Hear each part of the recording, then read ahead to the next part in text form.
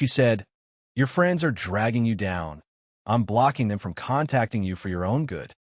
She'd blocked my 15-year friendships from my phone without telling me. I said, "You're looking out for me." Then I handed her a box of her things and said, "And I'm looking out for me, too." When her therapist called and asked if she was okay. Original post.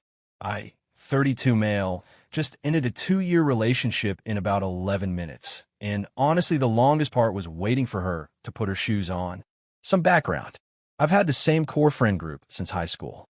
For guys, we met freshman year, survived group projects, bad haircuts, worse girlfriends, and an ill-advised road trip in 2014 that nearly killed us but technically brought us closer. These are my people.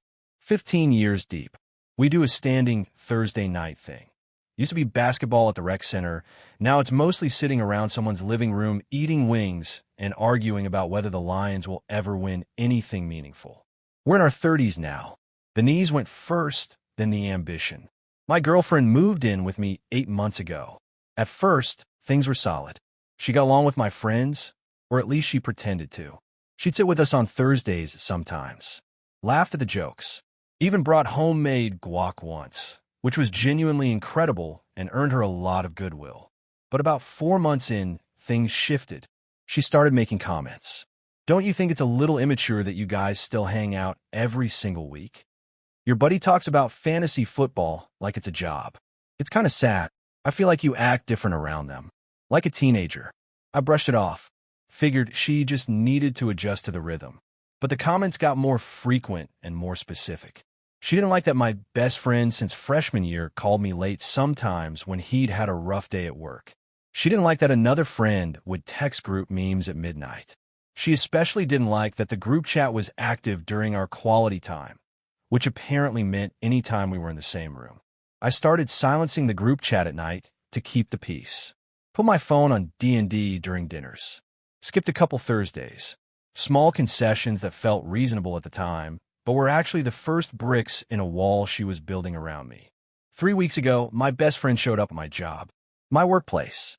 He'd driven 20 minutes to find me because, and I swear I'm not being dramatic, he thought something had happened to me. "Dude, are you alive?" he said. "Yeah? What?" "I've texted you like 30 times in the past 2 weeks. Called you. Nothing. You're not in the group chat anymore. The other guys are worried. We thought maybe you were sick or something happened." I pulled out my phone to prove him wrong. Opened my messages. His entire text thread was gone. Not just unread, gone. No conversation history. Nothing. I checked the group chat. I'd been removed. I checked my call log. His number had been blocked. I checked the other 3 friends. All blocked. Every single one. And not just blocked.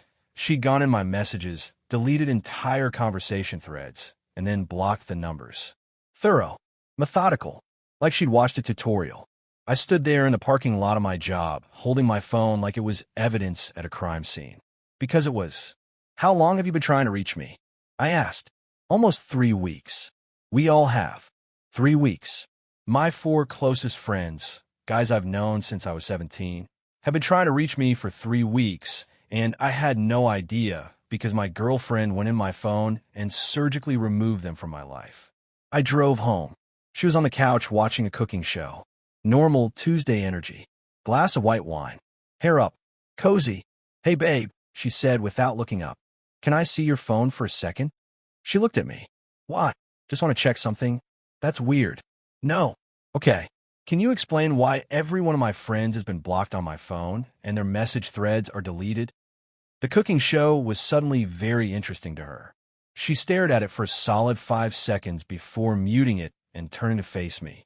And then, and this is the part that still makes my jaw clench, she didn't even deny it. She didn't stammer or act surprised.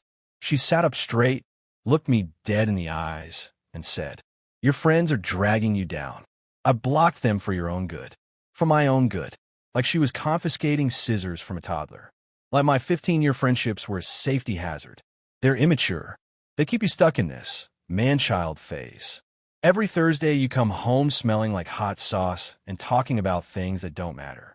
I need a partner who's growing, not someone who's reliving high school every week. I let her finish. I stayed calm. Not movie calm, where the guy is secretly seething and about to flip a table. Genuinely calm.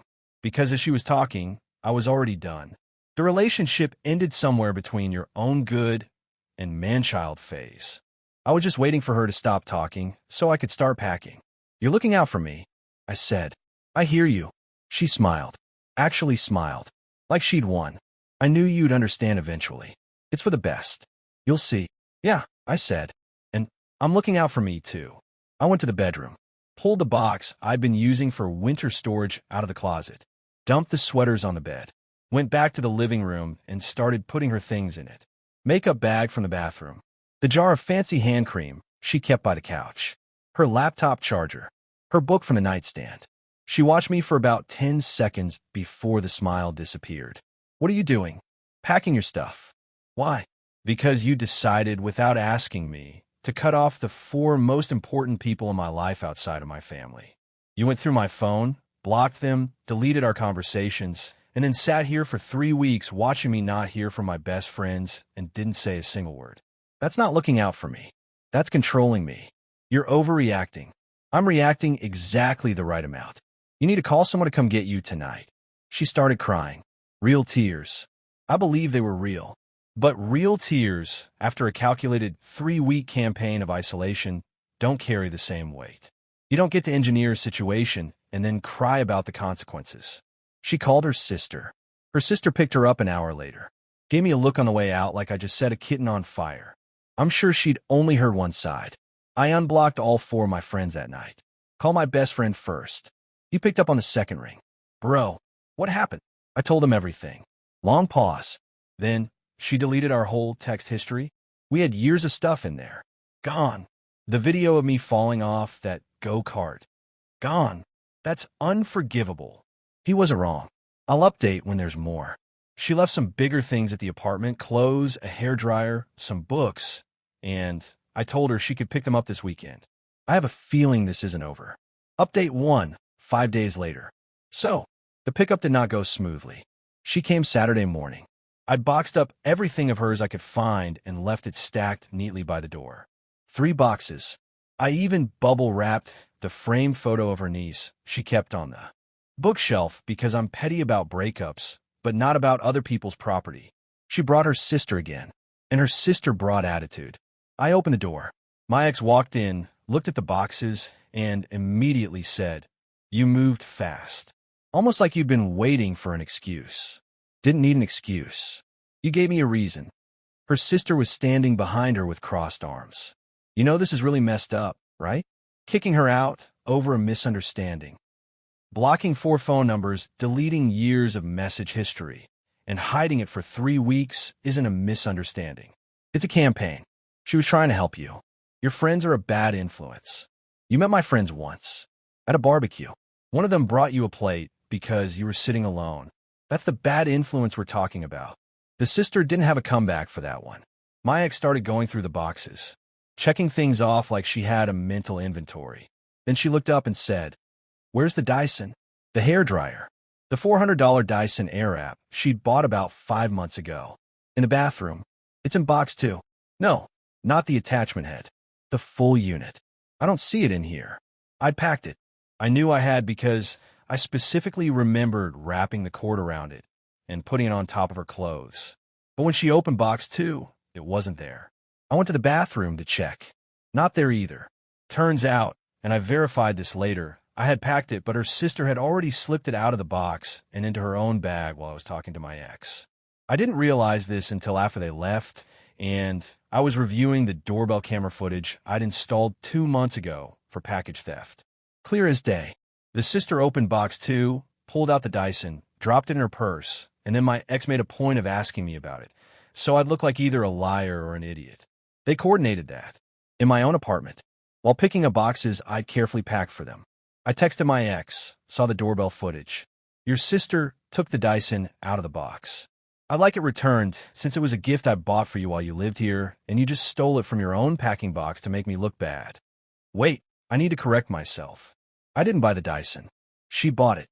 With her own money. So technically, yeah, it was hers. But the move, the coordinated fake out where the sister palms it, and then my ex asks me where it is to make me look like I was keeping her stuff. That's what made me see red. It wasn't about the hairdryer. It was about the fact that even while picking up her belongings, she was still running plays. Still trying to make me the villain. Her response to my text, "I don't know what you're talking about. And it's creepy that you're filming me. That feels like surveillance." Surveillance. I have a Ring doorbell. Like half the country. But sure, I'm running a surveillance operation for my 2-bedroom apartment. I didn't engage. Let go. The Dyson was never the point. But here's where things escalated in a way I didn't see coming.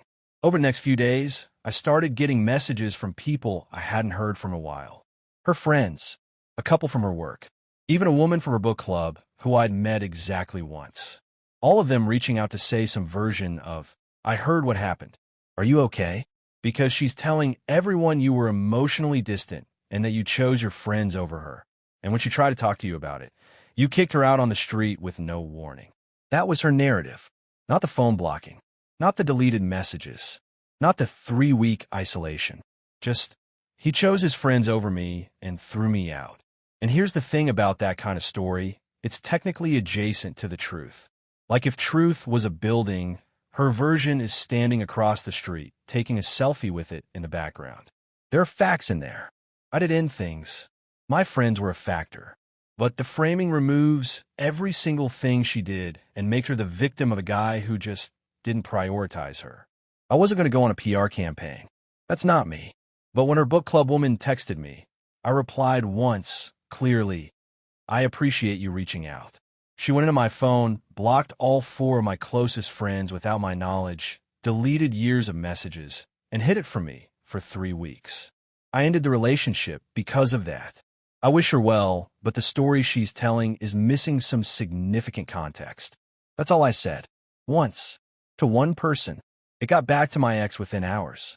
She texted me, "You're telling people my private business? That's disgusting.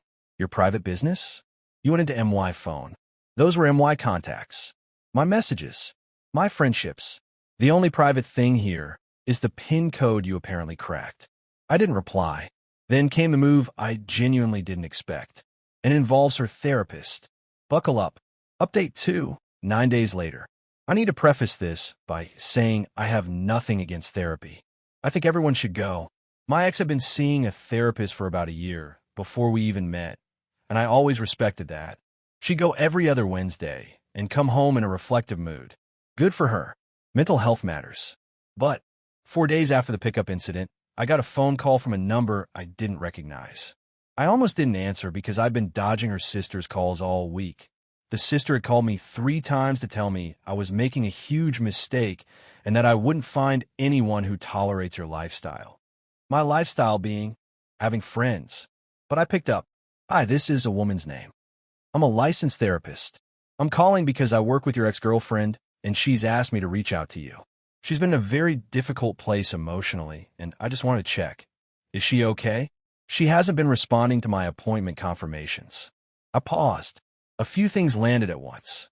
First, my ex told her therapist enough about me that the therapist had my phone number. Okay, that's not unusual. Emergency contacts or whatever. Second, the therapist was calling me to check on her, which meant my ex had either stopped going to sessions or gone silent on her therapist. That concerned me, genuinely. Whatever she did to me, I don't want her in a crisis. Third, and this is the part that became relevant later, the therapist said she's asked me to reach out to you, meaning my ex specifically told her therapist to call me. I told the therapist, we're no longer together. I can't speak to her current state. But if you're worried about her safety, her sister is probably the better contact. The therapist thanked me and hung up. I sat with that for a while. It bothered me. Not the call itself, the choreography of it. My ex had asked her therapist to call me. She'd set that up. Why? She had my number. Her sister had my number. Her mom had my number. She didn't need a therapist to check if she was okay. She needed a therapist to make me wonder if she was okay. It was another play. Subtle. Almost invisible. But I'd spent 2 years learning the playbook, and I could see the formations now. She wanted me worried. She wanted me guilty. She wanted the guy who packed her boxes to lie awake thinking, what if she's not okay? Because that's the crack in the wall she could work with. One crack of guilt, and she's back in the apartment with wine and a cooking show and a new excuse for why going through my phone was actually an act of love. Not happening. But here's what had happened, and this is the part that made everything click. My best friend, the one who showed up at my job, had been doing some thinking since I told him the full story. And he asked me something that completely changed my perspective. Has she done this before? Not just with you. With anyone. I didn't know. So I did something I probably should have done earlier. I called her ex before me. Yeah, her ex-boyfriend. The one she dated for a year and a half before we got together. We'd met once, briefly, at a mutual friend's party about a year ago. He seemed like a normal dude. Quiet. Kind of tired looking. I tracked him down through a mutual contact and called him. I told him I wasn't trying to be weird, just try to understand a pattern. His response: she isolated you from your friends? Yeah. Did she start by just making little comments? Like your friends were immature, or a bad influence, or taking up too much of your time? Exactly that. And then she started going through your phone? She blocked 4 numbers and deleted the message threads. He went quiet for a second. Then, she didn't block anyone on my phone, but she would delete texts from my friends and then tell me they never wrote. I'd text them and wonder why they weren't responding, not knowing she'd deleted their replies. I thought my friends were ghosting me. It took me months to figure out what was happening. Different method. Same playbook. He said by the time he caught on, he'd lost 2 close friendships entirely. Not because his friends stopped caring, but because he'd become distant, confused, isolated, second-guessing why nobody seemed to want to talk to him. When he finally confronted her, she told him the same line she told me. I did it for your own good. For your own good. The same words. Verbatim. He also told me something else. He said she'd used a therapist on him too. Different therapist back then, but the same move, going quiet, having the therapist reach out, creating a concern cycle where the ex-boyfriend felt responsible for her emotional state even after the breakup. He'd gone back to her for 2 months because of it before finally cutting things off for good. I thanked him. He said, I'm glad you figured it out faster than I did. Now, here's what I did with all of this. And I want to be clear, I didn't do anything dramatic. I didn't go on a scorched earth campaign, but I did protect myself and the people around me methodically and permanently. Step 1. I drafted a clear, calm, detailed written account of everything that happened. Timeline. Dates. What she did. How I found out. The conversation. The breakup. The doorbell footage incident. The therapist call. The confirmation from her ex. I printed 2 copies. One went in my filing cabinet. One went to my best friend in a sealed envelope with the instruction, open this if she ever claims I did something to her. Because after seeing how she operated, the rewriting of history, the surveillance accusation, the leveraging of mental health professionals, I knew the next play could be something that puts me on defense.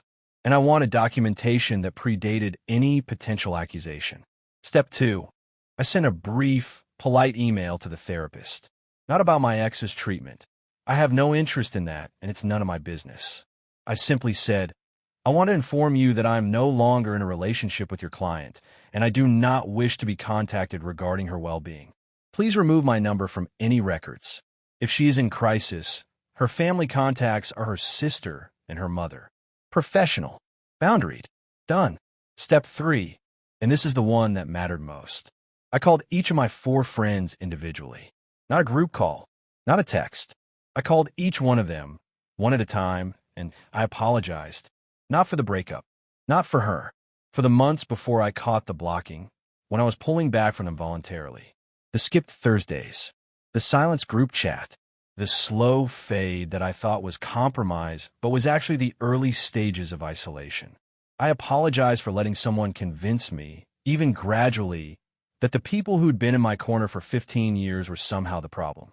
My best friend said, you don't need to apologize. We're good. We've always been good. But yeah, don't do that again. Fair. One more thing. Her sister called me one final time. Left a voicemail. This is roughly what she said. You are a deeply selfish person. My sister gave you everything, and you threw her away because your little buddies are more important. She's devastated. She can barely eat. I hope you're happy with your wings and your fantasy football, because that's all you're going to have. I saved that voicemail, added it to the file, not because I think I'll need it, but because every time I start to doubt myself, every time I start to think maybe I was too harsh, I can listen to it and remember exactly what these people think a healthy relationship looks like. One where you have no friends, no privacy, and no autonomy, and you should be grateful for it. Update 3. Final, 2 weeks later. Last one. Promise. The dust has mostly settled, but the last 2 weeks had a few final chapters. First, the therapist situation resolved itself. After I sent that email requesting no contact, the therapist responded professionally, acknowledged my request, confirmed my number was removed, end of story. Clean. But about a week later, my ex texted me, "I can't believe you emailed my therapist. That's a violation of MY privacy." I didn't respond. But let me just address this for the audience. She told her therapist to call me. She gave the therapist my number. She orchestrated a wellness check designed to keep me emotionally tethered. And when I drew a boundary with the therapist, politely, in writing, I'm the one violating her privacy. The logic is a pretzel. A burnt, unsalted pretzel. Second, the mutual friend network sorted itself out naturally over the past 2 weeks. Her version of events made the rounds. My single, factual correction to the book club woman also made the rounds. And what happened is what usually happens when 2 stories compete. People compared notes. A few of her own friends started asking questions she didn't want to answer. I know this because a woman I'd never met DM'd me on Instagram and said, "Hey, I'm friends with your ex. She told us you kicked her out for no reason." But another friend said there was a phone thing. I don't want to pry, but she's been acting erratic in our group chat, and some of us are worried. I didn't give her the full story. I just said, I'd encourage you to ask her directly about what happened with my phone contacts. The full truth matters, and she should be the one to tell it. That was it. No screenshots. No expose. Just a redirect back to the source. From what I heard through the grapevine after that, at least 2 people in her friend group did ask her directly, and she didn't handle it well. Apparently, she told one of them to mind her own business and told another that everyone was ganging up on her. When people ask a simple question and you respond with hostility, it tells them everything the answer would have. Third, and this was unexpected, my ex's mom reached out to me. Not to yell, not to lecture. She sent me a text that said, "I heard some of what happened. I don't know all the details, and it's not my place to get involved. But I want you to know I think you're a good person. I'm sorry it didn't work out." I appreciated that more than I expected to. I told her I respected her daughter and hoped things would get better for everyone. I meant it. I don't hate my ex. I genuinely don't. But I can acknowledge someone has a serious pattern of harmful behavior and still wish them well from a very, very far distance. Her sister, on the other hand, never came around. She sent me one final text about a week ago. "You ruined her. I hope that sits with you." It doesn't. Not even a little. You know what to sit with me? The 3 weeks I spent wondering why my best friend had gone quiet. The confusion. The self-doubt. The way I started to believe maybe I was too dependent on my friends. Maybe something was wrong with me for wanting to see them every week. That sits with me. The slow poison of having someone you love systematically dismantle your support system and then tell you it's medicine. That sits with me. Now here's where I am. Thursday nights are back. Last week we did wings at my buddy's place. His wife made potato salad. We argued about whether the Bears are going to be trash again this year. They will be, but hope is a requirement. I got home at 11:30 p.m., sat on my couch in my quiet apartment, and felt something I hadn't felt in months. Normal. Just normal. I'm not going to pretend I'm fully healed or whatever. Some nights, I still reach for my phone, expecting a text from her. Some mornings the apartment feels too still. I've caught myself rehearsing arguments with her in the shower, which if you've never done that, congratulations, you've never dated someone who made you doubt your own reality. I went back through my phone after the breakup and tried to recover the deleted message threads. Couldn't get most of them. Years of conversations, inside jokes, late-night support, stupid memes, real talks during real hard times. All wiped. My best friend and I have started rebuilding the thread from scratch. First message he sent after I unblocked him. "Welcome back to civilization." Second message. A meme about a raccoon eating a burrito. We're off to a strong start. My friend group hasn't treated me any differently. They didn't do the "I told you so" thing. They didn't roast me. for getting played. They just absorb me back in, like I never left. That's what 15 years buys you. Not perfection, just permanence. The knowledge that you can disappear for 3 weeks, and when you come back, your seat is still warm. I keep the written account in my filing cabinet. Haven't needed it. Probably never will. But it's there. A paper trail against a potential rewrite. Because if I learned one thing from this relationship, it's that some people don't just want to control the present. They want to control the story of it afterward. And the best defense against someone rewriting your history is having it written down first. For anyone reading this who's in a relationship where your partner is slowly cutting you off from the people who care about you, pay attention. It doesn't start with blocked numbers. It starts with comments. Little ones. They're immature. They're a bad influence. You act different around them. It's a drip, not a flood. And by the time you notice the water, you're already in deep. Your friends aren't the problem. The person telling you they're the problem is the problem. Thursday wings forever.